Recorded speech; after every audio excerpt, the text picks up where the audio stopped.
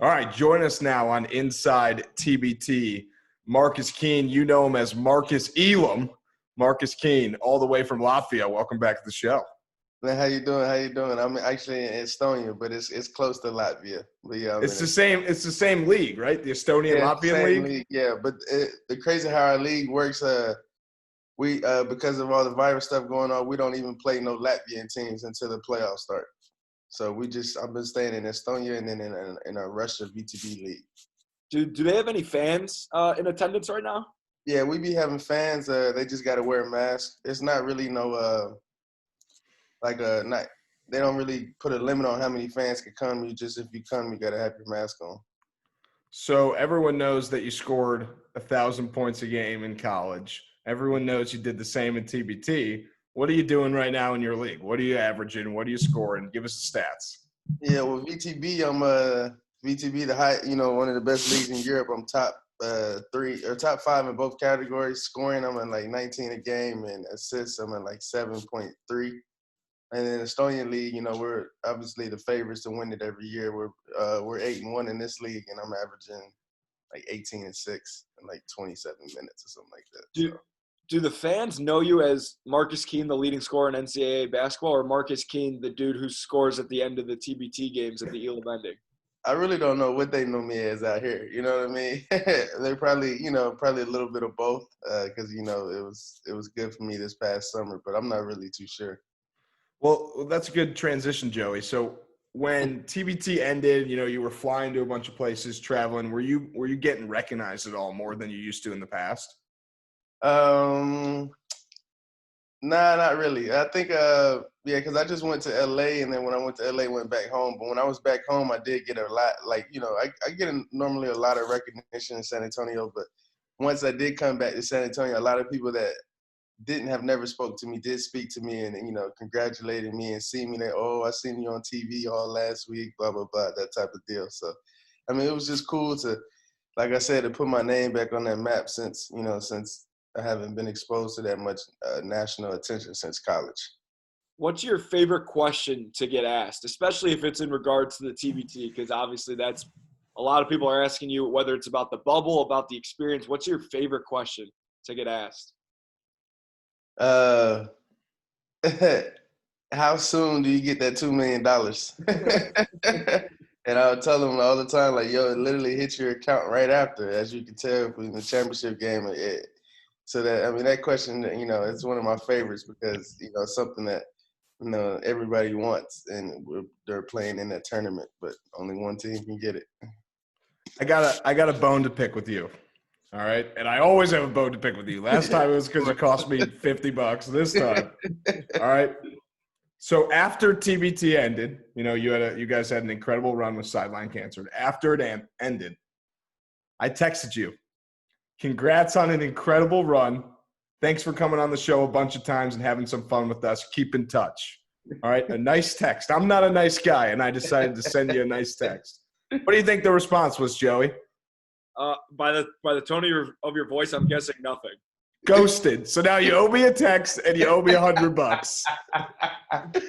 Yeah, I know. It's crazy because when you end up texting me again, I was like, yeah.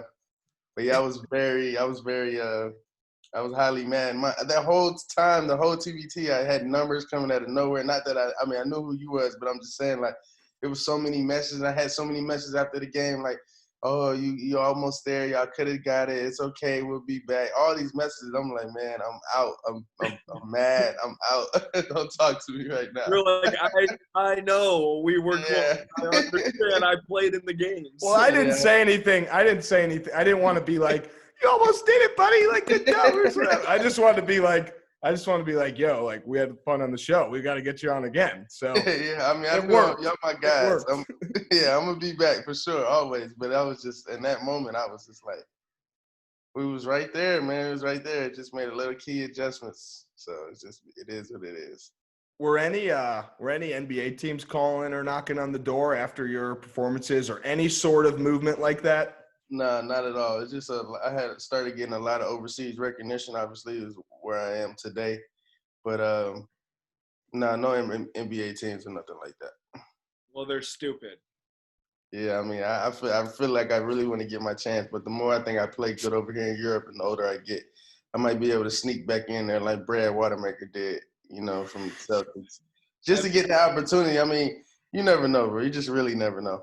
Yeah, everybody's journey is different. My former teammate Jay Sean Tate, who was supposed to play in the TBT this year, but ended up not being able to because of NBA interest and stuff. Like he went and played he played in Belgium, he played in Australia, and now he's finally getting his chance. So there's no doubt that the same will happen for you. I know the two guys on this show believe it. There's no doubt about it. Appreciate that. Well, I don't know if I believe it because we saw what happened to him last night. Yeah, we ain't talking about fighting. I don't know if you can trust shorter NBA point guards right now. That's all I'm gonna say. So and look, the whole league looked bad though, not just shorter guys. The whole NBA, it's the whole NBA community. He said he was doing that for the NBA community. So yeah, maybe you don't want to be in the NBA right now. Wait for it to die down a little bit. It's all part of the plan. It's all part of the plan. That's crazy. Yeah, that was crazy. So some of the guys on the team last year that we had a lot of fun with as well. Mo Creek, Mo Money. Mm-hmm. What's up with him? You keep in touch with him? Yeah, he's in Ukraine. He's in Ukraine right now. He actually plays with Elijah Thomas from Team Clemson. So they're on the same team. I think they just started like a couple of weeks ago. Not too sure what he's averaging and stuff over there, but I talked to him and see him, through Instagram. What is life? I'm so curious because you mentioned another guy that's overseas. Obviously, we are pretty much locked down here. I know me and Andrew are in the states that we live in. Like we're pretty locked down with nothing to do. Is there life overseas? Are you doing stuff? I know it's different. But... Yeah, I can do anything I want for real. They just started putting back a curfew, not really a curfew, but locking down certain things. They made it mandatory to wear masks again out here because the cases went up. But when I first got out here September 4th, it was no mask, no doing nothing. They just put the mandatory mask last week. So, I mean, if you want to go to the hookah spots, they be having little clubs. People don't really – you can go do these things. They're not like super packed and stuff like that, but you can go do these things. Now they just put the mandatory mask on if you're going through the stores and restaurants, certain situations like that. But, I mean, we're not really on lockdown like that, which is great because that means I could continue to get checks. So with everyone being in different parts of the world, how much Sideline Cancer group chat combos going on? Hey, we're running it back. Hey, we're doing this. But to be honest, we don't even talk in our group chat. We just I talk individually to everybody. The main guys like Mo, Remy, Eric Thompson out there in South Korea killing it. I talk to those three, on a daily basis. Much on Instagram, but we're not in no group chat and no text messages talking, none of that. We're normally never like that though. You're the leader. You're the leader of the team. You got to get them in a group chat. You got to start making fun of Eric for not hitting the weight room enough. This is what you got to do. Throw Joey and I in the group chat. We'll get. Yeah, it's crazy because we never. I've been with them 2 years in a row, but we just normally start talking maybe about like a week before we about to get, or when they start setting things up and getting stuff situated, then we get the group chat going. But do you know when the Golden Eagles start talking? Probably now. Never stops. It never stops. Never stops. Yeah, so that makes sense. It's crazy because one of the guys what's the point guard? He's stocky. He's in Turkey now. Number 12. I think he wore number 12. He was guarding me. He was picking me up full court. The big stockier point guard. Anyway, he was in center. Wilson. Yeah, Wilson. Yeah, not DJ Wilson. It's the other one. Jamil, right? No, not Jamil. I'm talking about the little short point guard. I mean, he probably like 5'10". He's stocky though. Now you're making us pull up the roster. Yeah. Once you tell me his name, I'm gonna know. But he was was training with me in San Antonio. His name's Mo something, right? Mo. Like Acker? Is it Acker? No, not Acker. It's the other one. Oh, jeez. Well, you're making us know the whole entire team right now, Mark. You're putting us on the spot. You, Andrew. Was it Travis? Oh, Travis Diener. That's who you're talking about. No, it ain't Diener. It's not DJO. It's not. It's not Mo, and it's not. It's not one of. It's Derek Wilson. Yeah, there you go, Derek Wilson. Oh, Yeah, it is Wilson. See, I was right. Yeah, Jamil's but the it's big not, Wilson. Yeah, Jamil's the big one, so it's the guard Wilson. Yeah, but he was in San Antonio like 4 days after. I guess he works out with one. We got the same basketball trainer. Him and his girl was working out with me, but they had just came back from vacation. I was tight. Was he like throwing money at you? Here, Marcus. Yeah, Here's $10.